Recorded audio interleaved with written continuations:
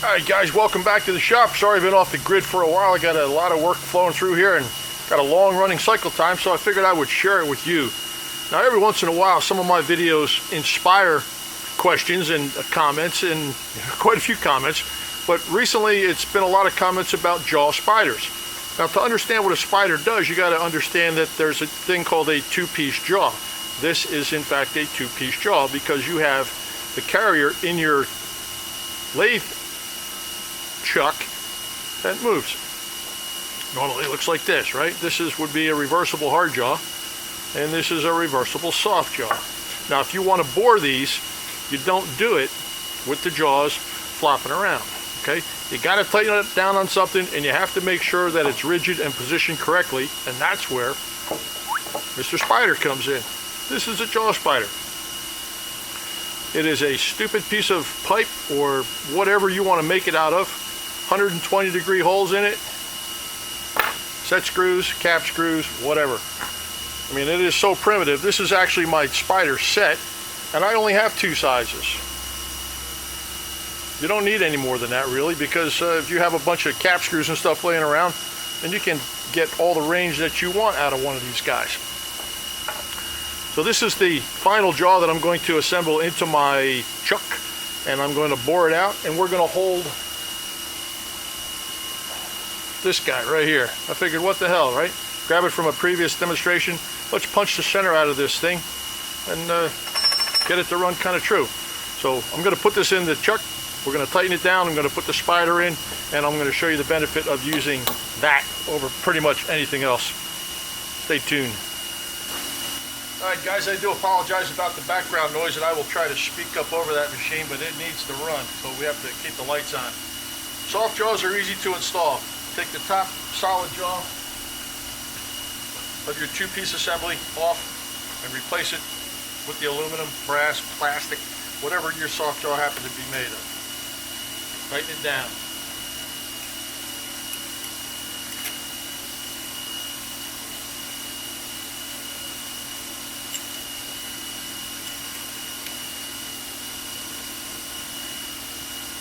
Alright.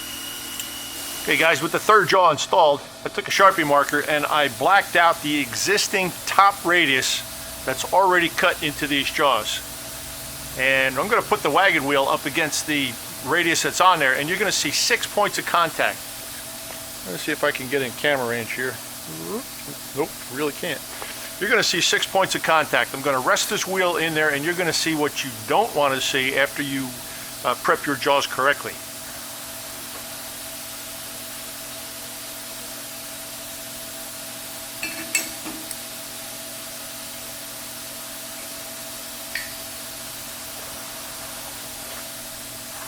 Alright, now you can see how these jaws have an incorrect ID board onto them, and they're only contacting that particular part in 6 locations.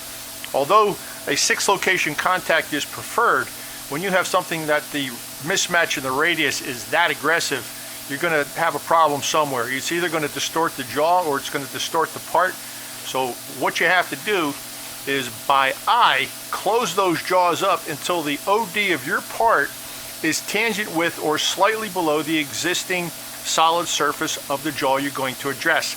Maybe the jaw is fresh and it's got a square face on it, or it's got the 120 degree cut on it, but you position your part such that it's going to give you a full diameter bite.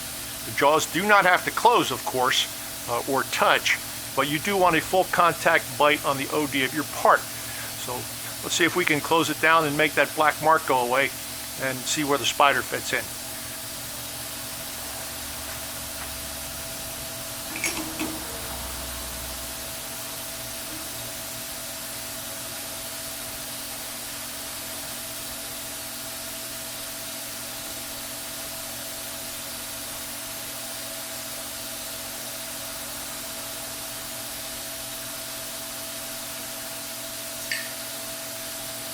All right. That is about where I want my jaws to sit when I bore them. Now let's move this camera around the front so you can get a good look at it. Now once you have your jaws positioned to a point where you want to begin your boring operation, you want to support the inside. You don't want to support it all the way to the back of the jaw because that's not where the working pressure is. The working pressure is going to be in the front. So if there's any wear to the chuck and the jaws want to kick out, you want to mimic that particular movement as closely as you can when you prepare your jaws. Put your spider in here. Move your legs in on the spider. Just screw them in. And stick it in here until it's almost there. This does not have to be concentric. It doesn't mean anything, but you do want 3 relatively solid points of contact. So mess around with it until you're just about there.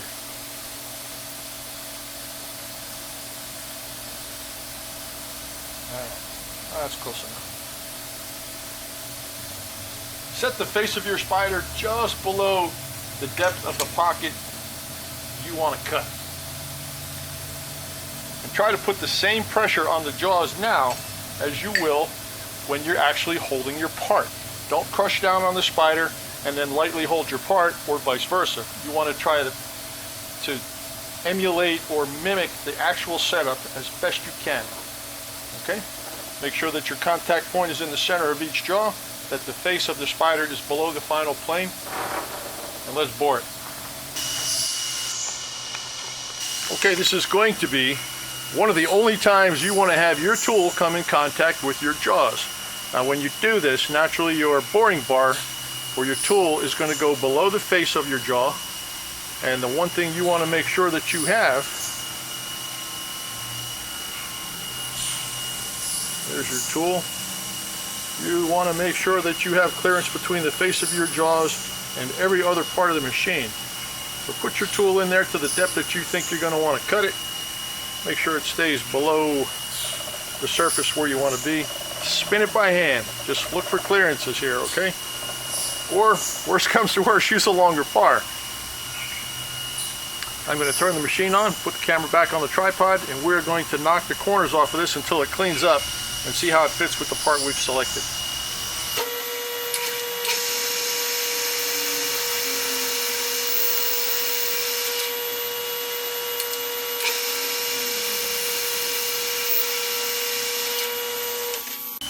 Okay, when you see a cleanup or getting close to a cleanup, take your part and lay your part in there and see how it's shaping up.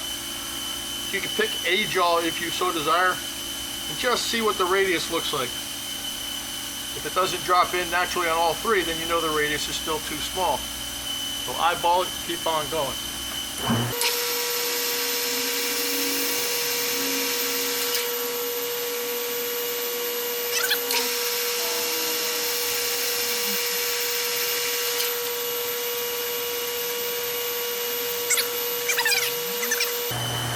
I'm going to take another 10.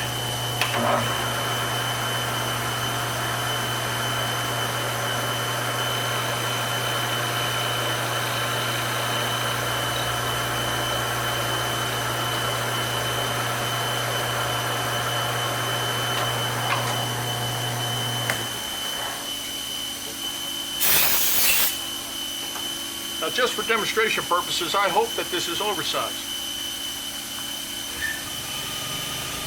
And it is. You see the movement in the part? This part will probably still spin concentric when you put it in there, but you don't want your jaws to be too big. So what's the point in even boring your jaws? This is where the beauty of the spider comes into play. You know that we were close at 120, so I'm going to take this out. I'm going to move this in about, I don't know, half a turn.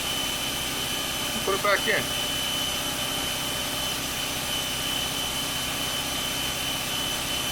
If you're not sure whether or not your jaws are closing, pay attention to the clocking of your chuck wrench, chuck key. Just make sure it goes a little beyond where it was previously. I'm going to go back to my 120, which was close, and watch it clean up. There you go. It's like having an adjustable chuck.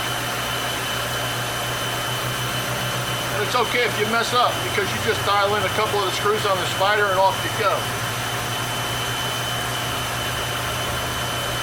Final pass at 118 to take some of the slop out.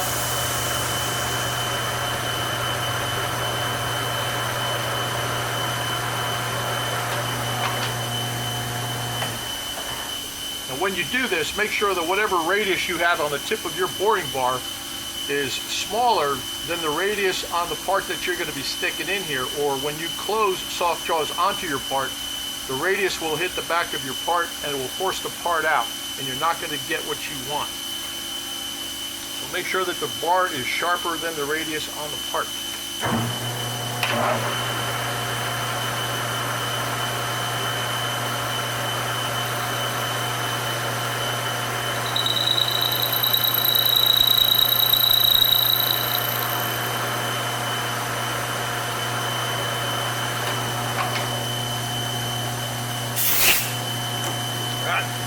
See how it runs. Slide her out. Part in.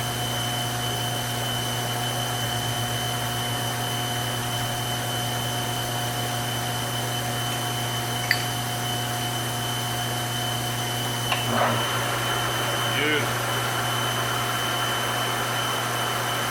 Let's see if I can get away with popping a hole through this. Just using the boring bar. I don't think I'm going to risk it. Let's drill a hole first. Then bore.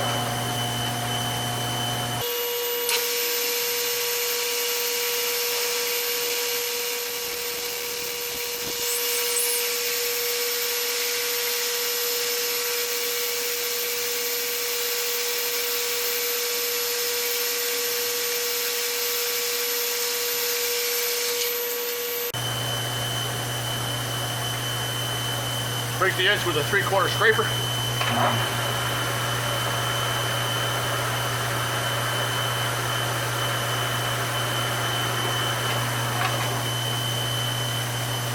Flip it around, clean up the back.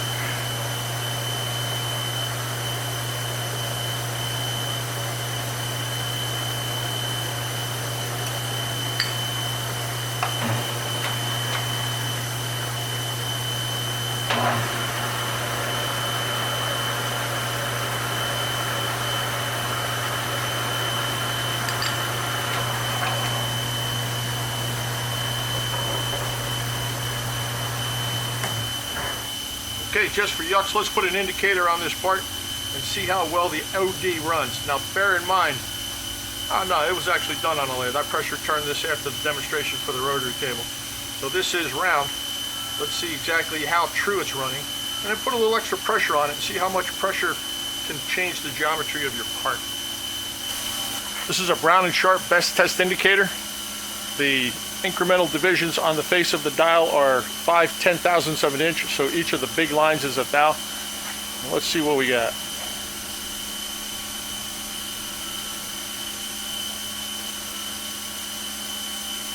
That particular, what I call a rhythm to the needle is actually telling you something. Let's take a look at where the low spots and the high spots are. That would be low. High would be in between. I'm going to guess low again at the jaw. High in between.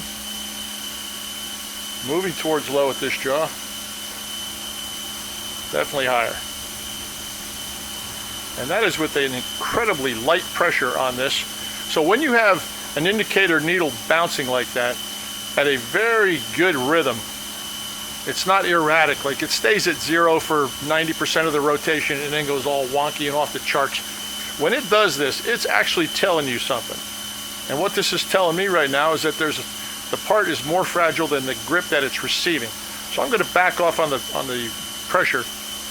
So it's just about finger tight, which I wouldn't recommend running at that, but let's see what happens.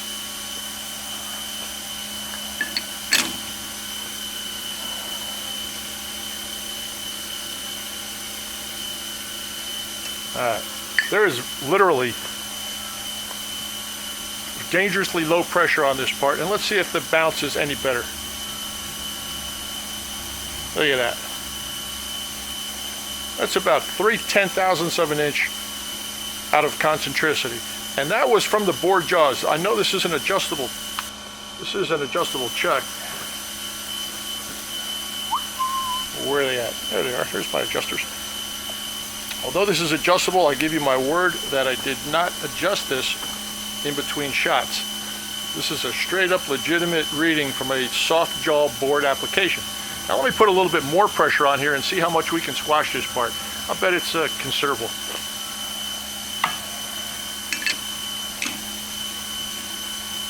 Right now my chuck key is positioned at about, if it were a clock, I would say it's between the 3 and the 4. Okay, now it's between the 4 and the 5. This is going to scare you.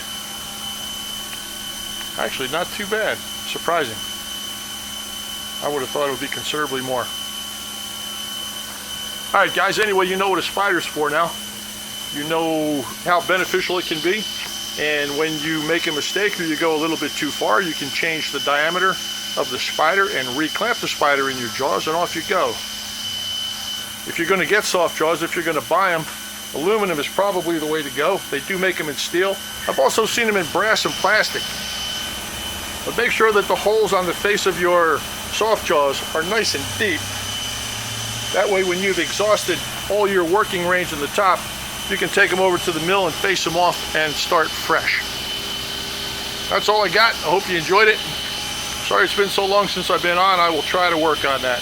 Thanks for watching. Joe Pye. I'm out.